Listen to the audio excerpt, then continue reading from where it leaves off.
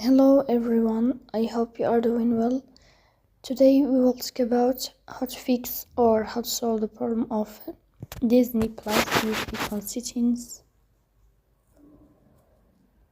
Here in this page we click on apps, default apps, app settings. In this list we'll search about Disney Plus.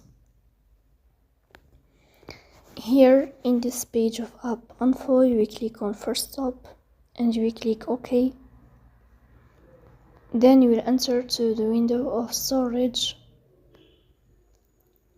Here you will click on clear cache. In the end you will turn off your phone and you will restart your phone again to fix that problem. So that's all. Don't forget to support us by like and subscribe. See you next time.